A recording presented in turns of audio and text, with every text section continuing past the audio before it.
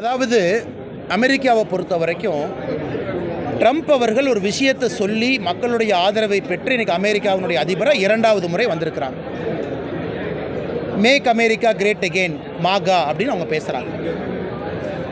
இன்றைக்கி அமெரிக்காவில் மட்டுமே 2.9 மில்லியன் 29 லட்சம் இந்தியர்கள் அங்கே இருக்கிறாங்க.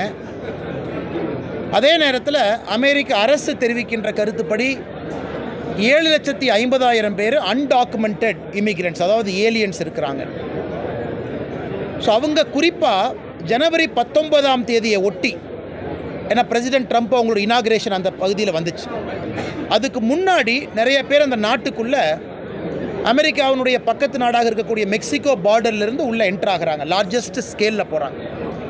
இதற்கு முன்பு விமானத்தில் அமிர்தசருக்கு வந்த அந்த முதல் பிளேனில் பார்த்தீங்கன்னா நம்முடைய இந்திய சொந்தங்கள் எல்லாமே அந்த குறுகிய காலகட்டத்தில் அமெரிக்காவுக்குள்ளே போகணும்னு முயற்சி பண்ணவங்க.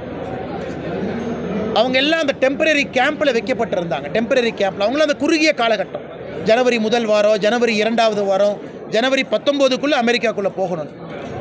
அவங்க எல்லாருமே ஒரு டிப்போர்ட்டேஷன் கேம்பில் இருந்து நேராக டிப்போர்ட் ஆகிட்டாங்க. இதில் அது ஒரு கருத்து என்னென்னா, அமெரிக்காவினுடைய சட்டத்திட்டங்கள் படி மிலிட்ரி பிளேனில் ஏற்றி நம்முடைய நாட்டுக்கு அனுப்பியிருக்கிறாங்க. இது ஒரு பக்கம். இன்றைக்கி இரண்டாவது முறை 2வது பிளேன், ஏன்னா இவங்க எல்லாமே கிட்டத்தட்ட ஜனவரி மாதத்திலிருந்து உள்ளே போக முயற்சி பண்ணவங்க. அதைத்தான் நேற்று மோடி அவர்கள் ட்ரம்ப் அவர்களோடு பேசும்போது தெளிவாக சொன்னாங்க.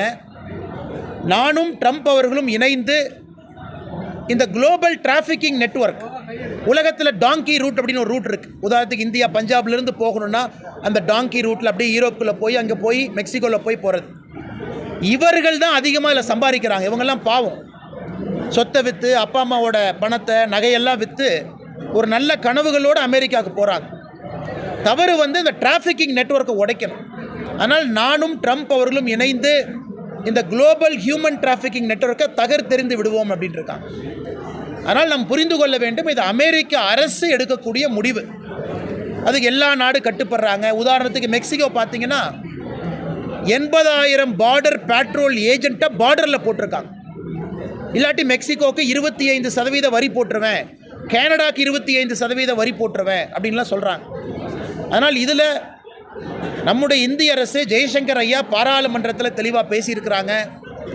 மனிதாபிமான அடிப்படையில் இந்தியாவுக்குள்ளே வரக்கூடிய எல்லோருக்கும் மனிதாபிமான அடிப்படையில் அரசு என்ன உதவி செய்ய முடியுமோ அதை கண்டிப்பாக செய்வோம். அதே நேரத்தில் இந்த டாங்கி ரூட்டை பயன்படுத்தி, இல்லீகல் ரூட்டில் பயன்படுத்தி கஷ்டப்பட்டு சம்பாதிச்ச பணத்தை, பொருளை இழந்து அங்கே அமெரிக்காவில் போய் நம்முடைய இளைஞர்கள், சகோதரிகள் யாரும் மாட்டிக்கொள்ளக்கூடாது அப்படின்னு நம்ம சொல்லியிருக்கோம். அதுக்கு தான் அந்த கான்டெக்ஸ்ட் சொல்கிறேங்க.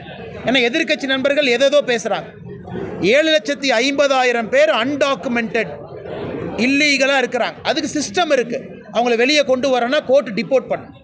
பட் இன்றைக்கி வர்றவங்க எல்லாமே சமீப காலமாக ட்ரம்ப் அவர்கள் அதிபராக பதவியேற்பதற்கு முன்பு அமெரிக்காவுக்குள்ளே போகிறதுக்கு கடந்த 2 மாதங்களாக முயற்சி பண்ணி பார்டரில் இருக்கக்கூடிய டிப்போர்ட்டேஷன் சென்டரில் இருந்தவங்க இன்றைக்கி திரும்பி வந்து கொண்டிருக்கின்றார்கள். தமிழக முதலமைச்சர் பட்ஜெட்டில் தமிழகத்துக்கு எதுவுமே நிதி ஒதுக்கலை அப்படின்னு சொல்லியிருக்காங்க. ஆனால் முதலமைச்சர் அவர்கள் ஒரு விஷயத்தை புரிந்து கொள்ள வேண்டும். பட்ஜெட்டை பொறுத்த வரைக்கும் நேரடி நிதி பகிர்வு, அது நேரடியாக டெவல்யூஷன் கிராண்டில் அமௌண்ட் வந்துடுது. அது எல்லோருக்கும் வெளிப்படையாக தெரியும்.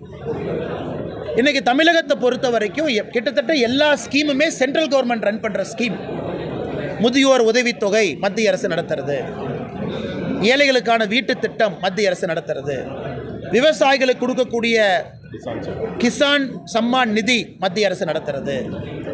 இது போன்ற ஆயிரக்கணக்கான, லட்சக்கணக்கான, கோடிக்கணக்கான பயனாளிகள் ஒரு திட்டத்தில் பயன்படுறாங்க.